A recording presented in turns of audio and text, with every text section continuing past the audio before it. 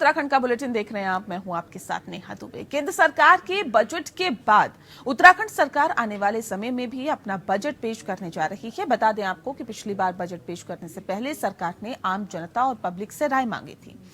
वहीं इस बार के बजट को लेकर सरकार द्वारा तैयारियां की जा रही है। वित्त मंत्री प्रेमचंद अग्रवाल ने कहा है कि हम जनता से अधिक संवाद करके बजट को लेकर उनकी राय लेंगे। साथ ही उन्होंने कहा कि सभी विभागों को निर्देश दिया गया है कि वे अपने विभागों का प्रस्ताव तैयार कर वित्त विभाग को इसकी जानकारी उपलब्ध कराएं। उन्होंने कहा कि बजट को लेकर बेहतर करने के लिए जल्द ही सभी विभागों के अधिकारियों के साथ बैठक होगी। इस बजट को लेकर व्यापारी, किसानों और पर्यटन से जुड़े लोगों की राय भी ली जाएगी। प्रदेश से जितने भी विभाग हैं उनसे हमारा जो विभाग है उनसे प्रस्ताव मांग रहा है। बहुत जल्द सभी अधिकारियों के साथ बैठक होगी और उसके बाद आप जानते हैं कि हमारा बजट प्रस्तुत होना है। पिछली बार भी जब पहली बार मैंने बजट पेश किया था तो मैंने जनता से संवाद किया था। एक जो है नैनीताल के अंदर, दूसरा देहरादून के अंदर, यानी 11 मई 2022 को 15 मई 2022 को नैनीताल में और 19 मई 2023-22 को देहरादून में एक सबसे बैठना हुआ था। उसमें स्टेक होल्डर्स जो भी थे, चाहे व्यापारी वर्ग होगा, पर्यटन से रिलेटेड होंगे, किसान होंगे, स्थानीय निकाय और अन्य जनप्रतिनिधि लोग हैं, सभी स्टेक होल्डर से बातचीत की थी। एक आम जनता का बजट हमने पेश लास्ट टाइम किया था। तो ये जो क्रिया है इस बार भी हम करेंगे प्रयास कि हम और ज़्यादा संवाद जनता से करें और उस संवाद के बाद और इस अधिकारियों से मिलने प्रस्तावों के बाद फिर एक सामूहिक रूप से हम बैठ के चर्चा करके और एक अच्छा और एक जनता का बजट जो आने वाले टाइम पे हम लोग पेश करने का काम करेंगे। कैबिनेट मंत्री गणेश जोशी का राहुल गांधी और पूर्व प्रधानमंत्री इंदिरा गांधी, राजीव गांधी को लेकर दिए हुए बयान के बाद कांग्रेस उनको लेकर मुखर हो गई है। आपको बता दें कि साथ ही लगातार प्रदेश भर में उनके पुतले भी दहन किए जा रहे हैं। उनके बयान को लेकर भाजपा ने किनारा कर लिया है। भाजपा के प्रदेश अध्यक्ष ने साफ तौर पर उनके बयान को निजी बयान बताया है। तो वहीं दूसरी तरफ प्रदेश के पूर्व मुख्यमंत्री त्रिवेंद्र सिंह रावत ने भी नसीहत देते हुए कहा है कि इस तरह के बयानों से बचना चाहिए। त्रिवेंद्र सिंह रावत ने कहा है कि इंदिरा गांधी और राजीव गांधी ने देश के लिए बहुत कुछ किया है, ऐसे में उनके लिए ऐसे बयानों से बचना चाहिए। भारतीय जनता पार्टी ने जो स्टैंड लिया है बिल्कुल सही लिया है। इंदिरा जी हों चाहे राजीव जी हों, उन्होंने देश को कुछ दिया है। उन्होंने देश को देने के लिए बहुत प्रयास किए हैं और किसी के लिए भी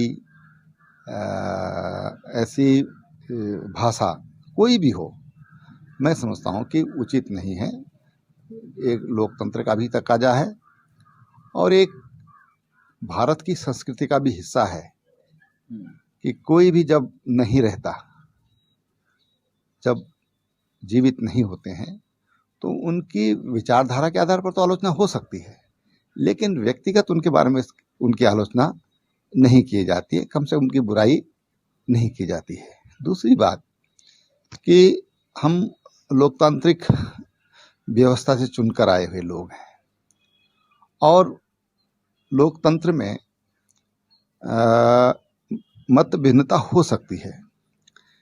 हमारी संसद में, हमारी विधानसभा में ये भी परंपरा है कि जो सदस्य सदन में नहीं होता उस पर वहाँ पर चर्चा नहीं होती है। अब वो धरती पर ही नहीं है तो इस तरह की आलोचना करना, और उससे अगर पार्टी ने अपने आप को अलग किया है तो मैं समझता हूँ कि पार्टी ने बहुत ही समझदारी का निर्णय लिया है। उत्तराखंड एसटीएफ ने फर्जी बीएमएस डॉक्टर की डिग्री तैयार करने वाले मास्टरमाइंड इमलाक को अरेस्ट कर लिया है, जिससे कई फर्जी डिग्रियां, जाली दस्तावेज, जाली मोहर बरामद की गई है। बता दें कि एसटीएफ ने अरेस्टिंग अजमेर से की है। अमलाक बाबा ग्रुप ऑफ कॉलेज का चेयरमैन भी है और ऐसे में जिस पर 25,000 का इनाम भी रखा गया था। बताते चले कि बीएमएस की फर्जी डिग्री लेकर इलाज करने की शिकायत मिलने के बाद पुलिस फर्जी डॉक्टर को पहले ही अरेस्ट कर चुकी है। ये सभी वो डॉक्टर्स हैं जो कि फर्जी डिग्रियां प्राप्त कर देहरादून में लोगों की जान के साथ खिलवाड़ कर रहे थे। जानकारी के मुताबिक एक फर्जी डिग्री के 6.5 लाख रुपए तक दिए जाते थे। वहीं एसटीएफ ने फरार मुख्य आरोपी इमलाक को गिरफ्तार किया है। एसटीएफ ने ये गिरफ्तारी की है। एसएसपी एसटीएफ ने बताया है कि एसटीएफ की जांच में आयुर्वेदिक डॉक्टर के फर्जीवाड़े में करीब 36 लोगों को चिन्हित किया गया है। जांच में सामने आया है कि आयुर्वेदिक चिकित्सकों की फर्जी degree Rajiv Gandhi health and science university Karnataka के नाम से ग्रुप ऑफ कॉलेज मुजफ्फरनगर के मालिक इमरान और इमलाक द्वारा तैयार की जा रही थी, जिसको लेकर थाना नेहरू कॉलेज के मुकदमा दर्ज किया गया था, जिसकी जांच देहरादून एसआईटी कर रही है। वहीं इमलाक का नाम सामने आते ही एसटीएफ लंबे वक्त से इमलाक की गिरफ्तारी करने में जुटी हुई थी। आरोपी मुजफ्फरनगर का हिस्ट्री शीटर है, जिसके ऊपर धोखाधड़ी, मारपीट, मलबे के कई आरोप भी लगे हुए हैं। कई आपराधिक मामले दर्ज हैं। देहरादून में बीएमएस के कई डॉक्टर्स को फर्जी डिग्री मुहैया कराने के मुख्य आरोपी इमलाक की तलाश लंबे वक्त से एसटीएफ को थी। एसटीएफ लंबे वक्त से इमलाक की ढूंढ खोज में लगी हुई थी, जिसके लिए एसटीएफ ने अपने सूत्रों को एक्टिव किया था। वहीं इमलाक के तार किससे जुड़े हैं, इसकी पूछताछ भी की जा रही है। सूत्रों की माने तो इमलाक की गिरफ्तारी के बाद मामले से जुड़े कई लोगों की गिरफ्तारी एसटीएफ कर सकती है। जो डिग्री प्रकरण है, इसको एसटीएफ ने विगत माह में जो क्रैक किया था, उस तभी से इसका जो मुख्य मास्टरमाइंड है इमलाक, वो फरार था और इस पर एसएसपी देहरादून महोदय के द्वारा 25,000 का इनाम घोषित किया गया था। इसी संबंध में हमें जो सूचना मिली थी कि यह राजस्थान में अजमेर जिला में रह रहा है और एसएसपी एसटीएफ साहब ने इसमें एक टीम गठित की थी और जिसमें इंस्पेक्टर कलाम और उनकी टीम वहां पर भेजी गई थी। उसने कल 2 तारीख को इसे किशनगढ़ जनपद अजमेर राजस्थान से गिरफ्तार किया था और इससे काफी मात्रा में जो फर्जी डिग्रियां हैं, मोहरें हैं, ये प्राप्त हुई हैं और यह इस अन्य काफी यूनिवर्सिटीज की डिग्री भी बीएमएस के संबंध में बना रहा था। कुछ जानकारी कितने लोगों को इसने दी? देखिए, अभी प्रारंभिक पूछताछ में इसने ये बताया कि 100 से ज्यादा लोगों को यह डिग्री बांट चुका है और फर्दर इन्वेस्टिगेशन में यह फर्दर सामने आएगा कि और कितने लोग। वहीं नैनीताल जिला कांग्रेस ने निकाय चुनाव और लोकसभा चुनाव की तैयारियां शुरू कर दी है। राहुल गांधी की भारत जोड़ो यात्रा से प्रभावित होकर कांग्रेस अब हाथ से हाथ जोड़ो यात्रा करने जा रही है। हल्द्वानी में कांग्रेस पदाधिकारियों के हाथ से हाथ जोड़ो यात्रा के संबंध में तैयारियों को लेकर विस्तार से बैठक हुई। बैठक में नेता प्रतिपक्ष यशपाल आर्य, हल्द्वानी विधायक सुमित हृदयेश और इस यात्रा में के संयोजक प्रकाश जोशी भी मौजूद रहे। बैठक में नैनीताल जिले के सभी पदाधिकारी और ब्लॉक अध्यक्ष को हाथ से हाथ जोड़ो यात्रा सफल बनाने के लिए जिम्मेदारी सौंपी गई। नेता प्रतिपक्ष यशपाल आर्य ने कहा है कि हाथ से हाथ जोड़ो यात्रा कांग्रेस के पूर्व राष्ट्रीय अध्यक्ष राहुल गांधी की यात्रा से प्रेरित होकर उत्तराखंड में निकाली जा रही है। ये यात्रा नैनीताल जिले में घर घर जाकर न सिर्फ जनसंपर्क करेगी बल्कि लोगों को जागरूक करने का काम भी करेगी। नेता प्रतिपक्ष यशपाल आर्य ने कहा है कि महंगाई, भ्रष्टाचार और बेरोजगारी को लेकर जन जागरूकता का काम यात्रा के माध्यम से किया जाएगा। साथ ही राज्य सरकार और केंद्र सरकार की चार्जशीट तैयार की जाएगी। नेता प्रतिपक्ष यशपाल आर्य ने कहा है कि 5 लोकसभा सीटों पर कांग्रेस ने अपने पर्यवेक्षक भेजकर हाथ से हाथ जोड़ो यात्रा की तैयारी की समीक्षा की है। उन्होंने कहा कि हाथ से हाथ जोड़ो यात्रा सद्भावना और भाईचारे का एक संकेत है। हाथ से हाथ जोड़ो यात्रा की 26 जनवरी से शुरुआत भी हो चुकी है और निश्चित रूप से स्पष्ट उद्देश्य है, मकसद है कि जिस तरह से देश का वातावरण बन चुका है, जिस तरह का माहौल है, घृणा और नफरत के बीज बोए जा रहे हैं, देश को बांटा जा रहा है, देश को खंडित करने की कोशिश की जा रही है, सांप्रदायिक सद्भाव को बिगाड़ा जा रहा है, युवाओं के हाथों में रोजगार नहीं है, महंगाई चरम सीमा पर है। तमाम विषयों को लेकर हमने और हमारी कांग्रेस ने निर्णय लिया है कि 26 जनवरी से हाथ जोड़ो। ये संकेत है, ये संदेश है प्रेम का, स्नेह का, सद्भाव का। उसको लेकर हम आगे बढ़ रहे हैं और उसी संदर्भ में हमने एक बैठक यहाँ पर आयोजित की है। नैनीताल में आज बैठक हो रही है, हल्द्वानी में दूसरी बैठक कल उधमसिंह नगर में होनी है। 5 लोकसभाई क्षेत्रों में हमारे पर्यवेक्षक हमारे भेजे गए हैं और वह पूरे प्रदेश में बैठकें लेंगे और हमारा उद्देश्य है कि जनता के बीच में जाकर चौपाल लगाकर बूथ स्तर तक हम अपनी बात को रखेंगे। कांग्रेस की विचारधारा, कांग्रेस की नीतियां, कांग्रेस का जो संकल्प है, यात्रा की जो भव्यता रही, जो संघर्ष रहा, उसी श्रृंखला में बूथ बूथ तक राहुल जी का संदेश, कांग्रेस पार्टी का संदेश एवं अमन शांति का संदेश लेके हमारे कार्यकर्ता निकलने का संकल्प ले रहे हैं। उसकी विधिवत आज जो जो भी उसके तौर तरीके होंगे, जो कैसे हर घर पे पहुंचा जाएगा, इस पे सारे ब्लॉक अध्यक्षगण यहाँ मौजूद हैं, पीसीसी के सदस्य मौजूद हैं पूरे जिले के, तो उनसे पूरी डिटेल में इसमें वार्ता हो रही है। और एक केंद्रीय चार्जशीट, एक प्रांतीय चार्जशीट, और मेरा आह्वान तो ये भी है कि विधानसभा वार भी चार्जशीट हम लोग को बनानी चाहिए। जो लोग चुनाव लड़े थे, जो अभाव हैं इस सरकार के, उनको हमें घर घर तक पहुंचाना है। और कांग्रेस कैसे इस देश में प्यार, अमन और चैन की बात करती है, रोजगार की बात करती है, वो हर घर तक पहुंचा। टिहरी में पुनर्वास हेतु सरकार द्वारा निर्गत धनराशि को प्रभावित विस्थापित परिवारों को समय पर वितरित न किए जाने पर सिंचाई मंत्री सतपाल महाराज ने बैठक के दौरान अधिकारियों की जमकर क्लास लगाई। उन्होंने कहा कि बांध विस्थापितों के योगदान के कारण ही आज टिहरी बांध से बिजली पूरे देश को मिल रही है। इसीलिए उनकी समस्या हमारी समस्या और निश्चित रूप से इसका निराकरण किया जाना चाहिए। उक्त बात प्रदेश के सिंचाई, पंचायती राज, पर्यटन, लोक निर्माण, ग्रामीण निर्माण, जलागम, धर्मस्व एवं संस्कृति मंत्री सतपाल महाराज ने अपने गढ़वाल भ्रमण कार्यक्रम के तीसरे दिन जनपद टिहरी को सिंचाई, सड़क और पंचायती राज विभाग की 13 करोड़ 12,85,000 की 11 विकास योजनाओं की सौगात देने के अलावा पंचम राज्य वित्त आयोग से प्राप्त 12.46 करोड़ की धनराशि की द्वितीय छमाही किस्त का ग्राम पंचायतों के खातों में ऑनलाइन हस्तांतरण के मौके पर टिहरी बांध पुनर्वास संबंधी बैठक को संबोधित करते हुए कहा, प्रदेश के पंचायती राज, पर्यटन, लोक निर्माण, सिंचाई, ग्रामीण निर्माण, जलागम, धर्मस्व एवं संस्कृति मंत्री सतपाल महाराज ने अपने गढ़वाल भ्रमण के दौरान जनपद टिहरी पहुंचकर शुक्रवार को जिलाधिकारी कार्यालय परिसर में एक आयोजित कार्यक्रम में सिंचाई, सड़क और पंचायती राज विभाग की 13 करोड़ के आसपास की परियोजनाओं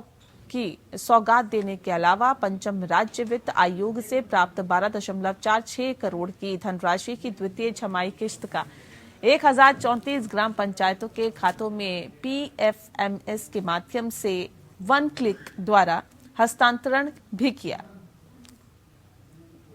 मिलकर के उत्तराखंड की भी स्थिति जो है, क्योंकि भूमि हमारे पास लिमिटेड भूमि है, तो इसलिए जो यहाँ सरकार निर्णय लेती है उसमें भी आप सहयोग देंगे। इतना बड़ा आपने योगदान दिया और ये एक प्रोजेक्ट संभव हुआ, ऊर्जा का केंद्र है और पूरे देश को इससे बिजली मिल रही है, तो निश्चित रूप में आपका योगदान होगा। आपकी समस्याएं हमारी समस्याएं हैं, उसका हम समाधान करेंगे। जैसे ही मेरे पास डिस्ट्रिक्ट मजिस्ट्रेट आए और ये सब लोग आए, गाँव के आए, मैंने उसी समय आपसे कहा था कि मैं आऊंगा और ये भी आपसे मैंने अपेक्षा की थी कि भाई इस भूख हड़ताल को आप जो आप कर रहे हैं, वहां हड़ताल कर रहे हैं, तो उसको आप हटा देंगे। तो मेरा कहना, आपका हमने मामला टेकअप कर लिया है और मंत्री जब सीरियस हैं तो डिस्ट्रिक्ट मजिस्ट्रेट चले जाएंगे और आप उठ जाइए। पैसा महिलाओं को बता दीजिए, आपके मामले को लेकर हमने केंद्र सरकार से बात करनी है, मंत्री जी से बात करनी है, उसका समाधान करना है और जो भी समस्याएं हमारे सामने आती रहेंगी हम उसका निराकरण करते रहेंगे। जितनी भी एप्लीकेशंस मेरे पास आई मैंने की सारी फॉरवर्ड कर दी हैं और उसी पे कार्रवाई हो रही है। ये सब आप जो देख रहे हैं, तो मेरा यही मानना है कि भाई निश्चित रूप में हम लोग जो मौका मिला है, आपने राज्य बनाया है, आपने ही ये नारा बुलंद किया था, क्वादा झंगोरा खाएंगे, उत्तराखंड बनाएंगे, अभी दो उत्तराखंड राज्य दो। आज ये बनके साकार हुआ है। इसको प्रथम पंक्ति में लाने का, प्रथम राज्य बनाने का भी दायित्व तो हमारे ऊपर है। तो मैं अंत में यही कहूंगा, रावी की रवानी बदलेगी, सतलज का मुहाना बदलेगा, कर शौक में तेरे जोश रहा, तस्वीर का जामा बदलेगा, बेजार ना हो, ये सारा फसाना बदलेगा, कुछ तुम बदलो, कुछ हम बदलें, तब तो ये जमाना बदलेगा। बहुत बहुत धन्यवाद। जय भारत, जय। उत्तराखंड की राजधानी देहरादून में उद्यान लगाओ उद्यान बचाओ यात्रा के माध्यम से सरकार का जमकर विरोध किया जा रहा है। बता दें आपको कि इस मौके पर दर्जनों किसान, व्यापारी, सामाजिक कार्यकर्ता उद्यान मंत्री गणेश जोशी के विरोध में सड़कों पर उतरे और सीएम आवास कूच करने लग गए और उससे पहले पुलिस प्रशासन द्वारा बैरिकेड्स लगाकर रोका गया। प्रदर्शनकारियों ने गणेश जोशी के विरोध में जमकर नारेबाजी की। यात्रा के संयोजक प्रदीप धोंडियाल ने कहा कि हमारे 5 बिंदु हैं जिनके खिलाफ सैकड़ों किसान, व्यापारी, सामाजिक कार्यकर्ता आज सड़कों पर उतरे हैं और हमारी उनमें प्रमुख मांगे भी यही थी कि हमने जो पौधे नर्सरी में लगाए हैं उनकी सरकार खरीद ज्यादा मात्रा में खरीद करे, न कि बाहर से पौधे मंगवाए। वहीं उनके मुताबिक आपको बता दें कि सरकार जो पौधे कश्मीर और अन्य राज्यों में लेकर आ रही है। उन पौधों पर कुछ बीमारियां देखी गई है और जिसके चलते बाहर से लाए गए पौधे हमारी फसलों को भी खराब कर रही हैं। वहीं प्रदर्शनकारियों ने आज रामगढ़ राजकीय उद्यान की जमीन को सिडकुल को दिए जाने के विरोध में दिखे हैं और साथ ही साथ कई महत्वपूर्ण बिंदुओं को लेकर जमकर विरोध भी किया गया। हमारे काश्तकारों ने, नर्सरी बागवानों ने यहाँ पे पौधे लगाए हैं, सरकार उसको परचेज करे और बाहर से कश्मीर से जो आयातित पौधे हैं उनको यहाँ पे लाना बंद करे, जिनमें कि बहुत ज़्यादा बीमारियाँ हैं। दूसरा ये है कि जो इन्होंने रामगढ़ के अंदर जो हमारे उद्यान निदेशालय की ज़मीन है, 4.4 हेक्टेयर ज़मीन है, उसको इन्होंने सिडकुल की तरफ को हस्तांतरित किया है। हम ये कह रहे हैं कि सरकार यहाँ पे कोल्ड स्टोरेज बनाए, हॉर्टिकल्चर से रिलेटेड काम करे, क्लोनिंग की फैसिलिटी करे, वहाँ पे क्या बोलते हैं टिश्यू कल्चर की लैब लगाए, ना कि उसको किसी भी इंडस्ट्री उसको दिया जाए। तीसरा यह है कि किसानों को डीबीटी के आधार पर ही वहाँ पे उनके बगीचे लगवाने के लिए डीबीटी योजना को पूर्ण रूप से यहाँ पे वो करे। तीसरा यह है कि जिन काश्तकारों ने 30% से लेकर 50% तक एप्पल मिशन के तहत काम कर दिया है, उनको पुरानी नीति के हिसाब से बगीचे लगवाने की करी जाए, ना कि नई नीति के हिसाब से। नई नीति में इन्होंने कर दिया है कि किसान का अंश ये पहले लेना चाह रहे हैं। तो अगर किसान 12 लाख का बगीचा लगा रहा है तो सरकार कह रही है 2,40,000 रुपये पहले जमा करो और उसके बाद आप बगीचा लगाओ। तो गरीब किसान जो पहाड़ का है वो कैसे बगीचे लगाएगा? काशीपुर के कुंडा थाना क्षेत्र में एनएच पर अज्ञात वाहनों ने टक्कर मार दी। बता दें आपको कि गंभीर रूप से घायल बाइक सवार को काशीपुर के राजकीय चिकित्सालय लाते समय रास्ते में ही मौत हो गई। मूल रूप से पड़ोसी राज्य उत्तर प्रदेश के जिला मुरादाबाद के ठाकुरद्वार तहसील के ग्राम निर्मलापुर में रहने वाले उदयवीर सिंह पुत्र कबीर सिंह पिछले 8 वर्षों से काशीपुर में स्थित नैनी पेपर मिल में लैब में असिस्टेंट केमिस्ट के पद पर कार्यरत थे। उदयवीर सिंह जसपुर में रहने वाले अपने किसी रिश्तेदार के 13वीं संस्कार में सम्मिलित होकर वापस लौट रहे थे। जैसे ही वे नेशनल हाईवे पर पहुंचे तभी पीछे से आ रहे अज्ञात वाहन ने उन्हें टक्कर मार दी। नेशनल हाईवे के एम्बुलेंस के द्वारा गंभीर रूप से घायल उदयवीर सिंह को काशीपुर के एलडी भट्ट राजकीय चिकित्सालय लाया गया, जहां पहुंचने से पहले ही उदयवीर की मौत हो गई। उदयवीर की मौत की खबर सुनते ही उनके परिवार में कोहराम मच गया। काशीपुर के एलडी भट्ट राजकीय चिकित्सालय में तैनात इमरजेंसी चिकित्सक डॉक्टर हिमांशु चौधरी ने बताया कि जब गंभीर रूप से घायल अवस्था में लाया गया था उस वक्त वह अज्ञात में था और लेकिन बाद में उसकी पहचान उदयवीर के रूप में हुई। उन्होंने बताया कि एक्सीडेंट के दौरान हेड इंजरी हुई है और जिस वजह से उसके नाक व कान से अधिक खून बहने से उसकी मौके पर ही मौत हो गई। तो यहाँ पे पेशेंट को लाया गया था, आरटीए का पेशेंट था वो और अननोन के तौर पे आया था। अभी उसके परिजन आए हुए हैं, उससे पता चलता है कि उसके उदयवीर नाम से उदयवीर सिंह 35 ईयर ओल्ड एक मेल पेशेंट है और ये निर्मलपुर ठाकुरद्वारा का रहने वाला है और एक्सीडेंट में इसको हेड इंजरी हुई है। हेड इंजरी से लगता है कि ईयर ब्लीड और नेजल ब्लीड था उसको पेशेंट को और उसी वक्त वो मौके पे ही उसे लाते हुए मौत हो गई थी। यहाँ पे वो ब्रॉड डेड। कुंडा थाना क्षेत्र अंतर्गत इस्लाम नगर बसई चौक पर लकी कुमार नाम युवक की 4 से 5 लोगों ने जमकर पिटाई कर दी। बता दें मुश्किल से उन दबंगों से ट्रांसपोर्टर जान बचाकर भागा। ये घटना सीसीटीवी में कैद हो गई और अब ये जमकर वायरल भी हो रही है। ये मामला 30 जनवरी का बताया जा रहा है। हालांकि पुलिस ने ट्रांसपोर्ट स्वामी की तहरीर के आधार पर एक नामजद व 5 लोग अन्य के खिलाफ मुकदमा दर्ज कर लिया है और पुलिस मामले की जांच कर रही है।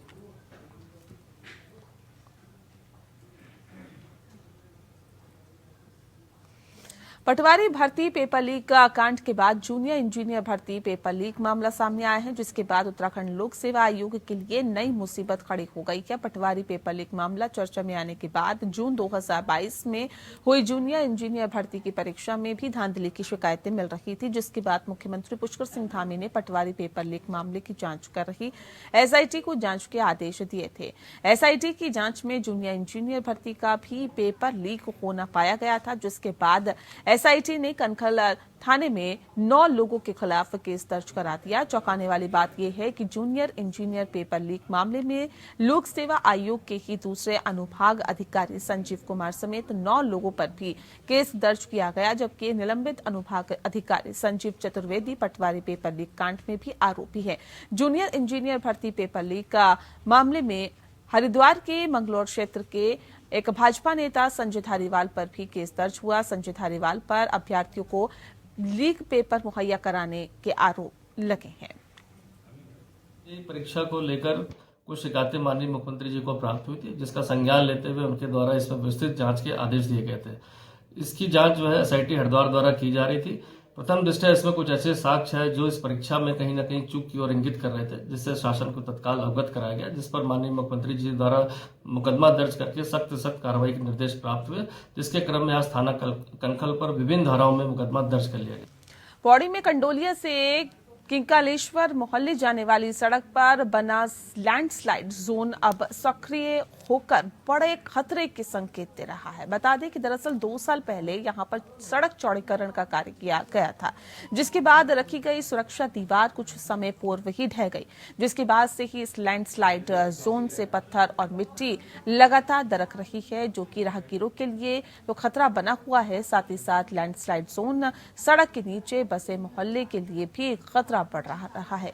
इस लैंडस्लाइड जोन से गिर रहे पत्थरों से सड़क के किनारे लगे पैराफिट भी ध्वस्त हो गए हैं, जिससे कि यहां पर लगातार खतरा बना हुआ है। बेंचवाड़ी वन पंचायत की भूमि से हो रही लैंडस्लाइड पर वन पंचायत के सरपंच ने बताया है कि लैंडस्लाइड जोन का ट्रीटमेंट जल्द न किया गया तो कभी भी बड़ा हादसा हो सकता है। अधिशासी अभियंता लोक निर्माण विभाग ने बताया है कि दैवीय आपदा मद से सुरक्षा दीवार रखी जानी है, लेकिन बजट स्वीकृत अब तक विभाग के नहीं मिली है, और ऐसे में जिस कारण इस लैंडस्लाइड जोन का ट्रीटमेंट अब तक नहीं हो पाया है।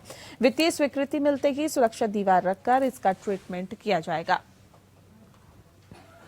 लैंडस्लाइड किंकालेश्वर मोटर मार्ग हमारा बहुत प्रसिद्ध मंदिर का मोटर मार्ग है, और इस सड़क में जो भूस्खलन हुआ था उसके लिए लगातार मलबे के निस्तारण के लिए हमारे द्वारा पूरी बरसात भर यहाँ पर जेसीबी एवं टिप्पर योजित किए गए थे, और वहाँ पर मलबे का निस्तारण करके उसको सुरक्षित लोक निर्माण विभाग की भूमि पर डाला गया। और इसका जो भी भूस्खलन का उपचार कार्य है उसका आकलन दैवीय आपदा न्यूनीकरण मद के अंतर्गत मुख्य अभियंता महोदय को प्रेषित किया गया है। जैसे उस पर वित्तीय स्वीकृति प्राप्त होगी, हमारे द्वारा निविदा आमंत्रित करके उपचार कार्य, जो सुरक्षात्मक कार्य सड़क का, वो प्रारंभ किया जाएगा। ये जो है कि ये रोड कटी थी कम से कम 2-3 साल पहले, इसमें चौड़ीकरण हुआ था। चौड़ीकरण के कारण जो साइड डेवलप हुआ उसके कारण 1 साल तो नहीं पर दूसरे साल पिछली बारिश में सारा स्लाइडिंग हो गया, ऊपर से पूरी जमीन कटी हुई है, और साथ में नीचे जो कुछ मकान हैं उनके लिए भी खतरा बना हुआ है। लगातार पत्थर गिरते रहते हैं, जहाँ हल्की बारिश होती है तो पत्थर गिरते रहते लगातार। और चलिए इसी के साथ फिलहाल इस बुलेटिन में इतना ही। नमस्कार।